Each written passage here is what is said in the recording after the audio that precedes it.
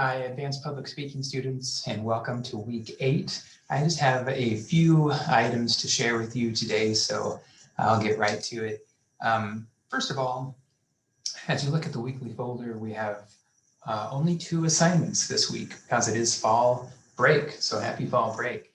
We have the birthday speech outline is due this week, and a midterm reflection survey is due this week. And there is no discussion board or textbook reading. So I'll start off talking about the last point first, talk about the survey, and then I'll say a few words about the birthday speech outline. So this is week 8 of a 16-week semester, so we're at the midpoint. Congratulations on getting this far in such an unprecedented semester, and I'm excited to journey with you all the way to the end of this semester. And this is an interesting semester for me for a lot of reasons. I will be doing a lot more academic advising next semester. And so I actually will not be teaching advanced public speaking again for some time after this semester is over. So this class is kind of like my last hurrah for the foreseeable future. And so for that reason, it's it's a very special semester. And so since we're at the middle point, traditionally what I like to do is give students a survey that asks you to honestly reflect on your experiences in the class so far. I would love to hear from you about what is working for you in this class and what you would like to see changed. And so please take a few moments this week to take my survey. One important thing about the survey is that it is anonymous. And so you can give your, full opinion without any fear of reprisal. I just view this as like an airing of grievances.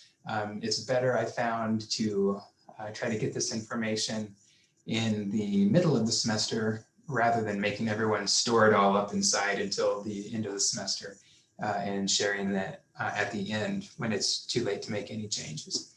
So a couple of questions about what you'd like to see changed, about the class in general.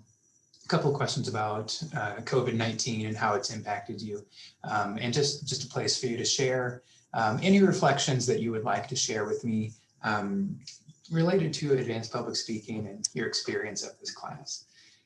So it is anonymous. Some of the questions on it are optional, but please don't regard this as an optional assignment. I really value your input, and it only works if everyone does it. So that's one item.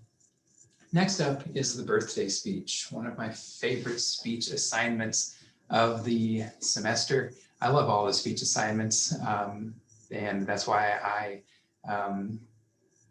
just love teaching communication courses, and I love being involved in the communication department that facilitates all these great communication experiences for so many people.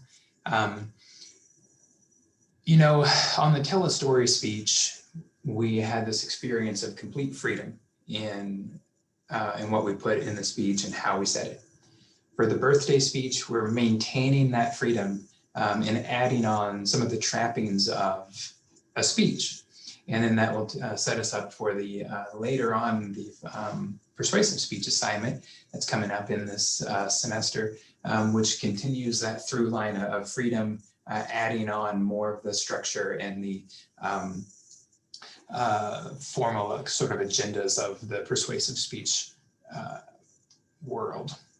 So in the outline that you have due this week, it is the outline for the birthday speech, and it's kind of a two-sided coin. On the one hand, I have left it very open-ended in terms of format, because I know every speaker is different and everyone has their own personal opinions on how an outline should look and what's useful to you as a speaker in your speech outlines. And ultimately, the outline is a tool for the speaker. So that's for that reason I've left it open-ended. However, I also expect the outline that you turn in to reflect a high degree of polish and development. As I always say, good speeches do not write themselves. It takes some time, it takes some effort.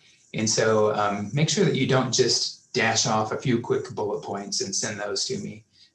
Make sure that you write the outline carefully, maybe then go have a sandwich, come back and take another look at it and give it a second pass. Because that will really help you in creating a speech that you'll be really happy with when you're finished with it.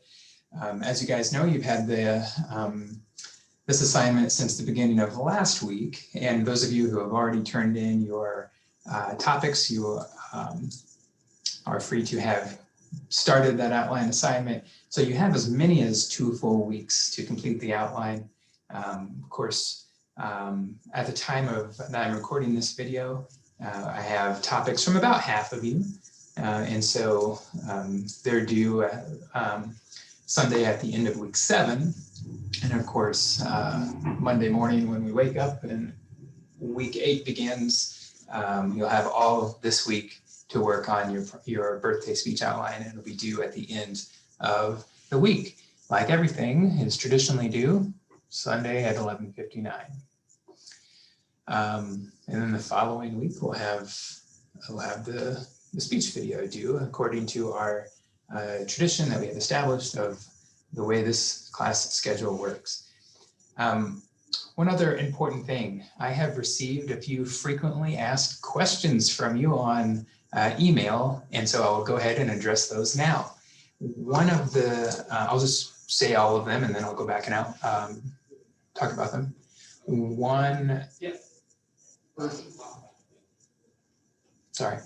So one question I received was, do I have to be standing up during the speech video? And then the other question I received was, do we need our audience to be physically present during the birthday speech video, or can we do this pretend style? All right, so both of those are really good questions, and I'll just go ahead and say, yes, you should be standing, and no, you do not need a physical audience to be present. And so the reason for the standing is I'm always trying to keep in mind this question of what settings are we preparing ourselves to speak into? And so in my head, I always have the traditional speech setting in my mind where you're standing up on a stage, you're dressed up, the crowd or the audience is assembled in the room, you have a lectern or a podium, or maybe you don't, you have a microphone in your hand or clipped to your lapel, or maybe you don't.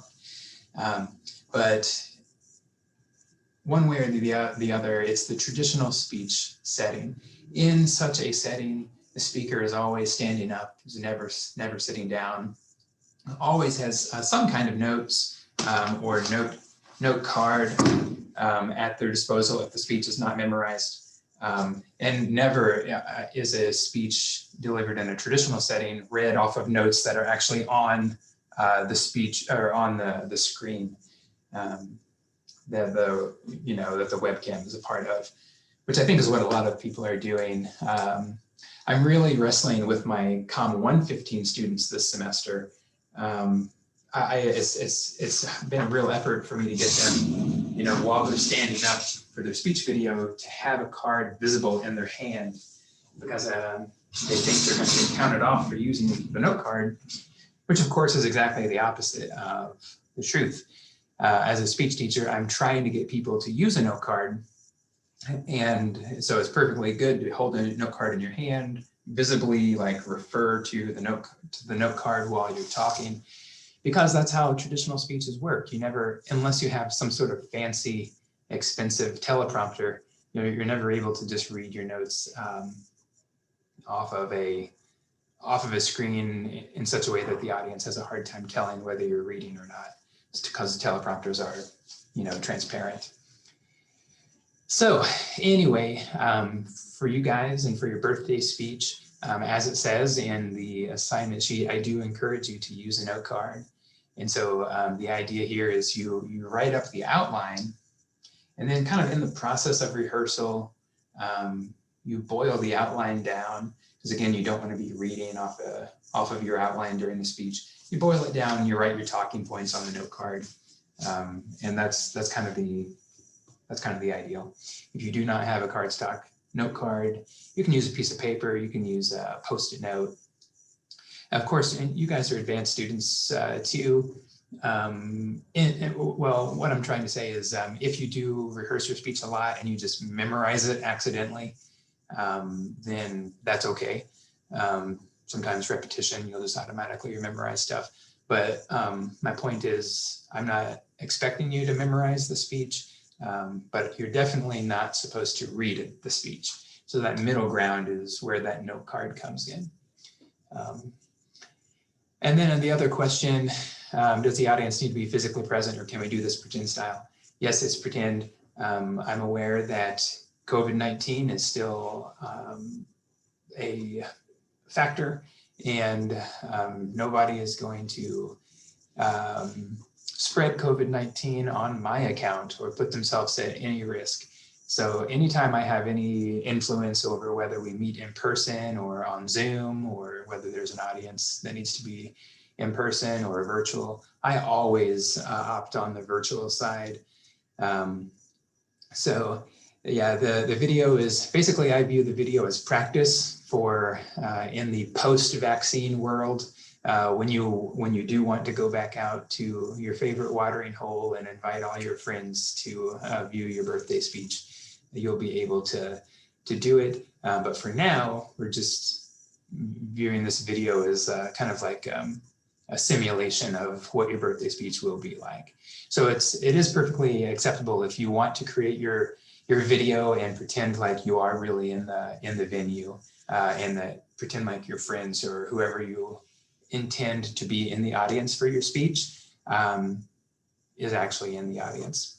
You know, a lot of you are giving speeches that focus on specific people, whether it's a family member, a grandparent, or a friend. And so since you will have the videos, I think it would be cool if you shared the video with the person you're honoring, or with the person who is discussed in the speech.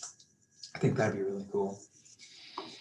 All right, so what we've talked about is week 8. We have just a handful of assignments. There's no discussion board or textbook reading today. You do have a survey, and you have a outline for your birthday speech. I think I put all the details you'll need in this weekly folder or in the previous weekly folder, but very happy to field any questions you may have through email or through office hours, which are virtual Zoom office hours, Tuesday, Thursday, 11 to 1, or both if you want to email and then follow up virtually. So hope you're having a great semester so far. I'm excited about the semester ahead, and let's have a good week.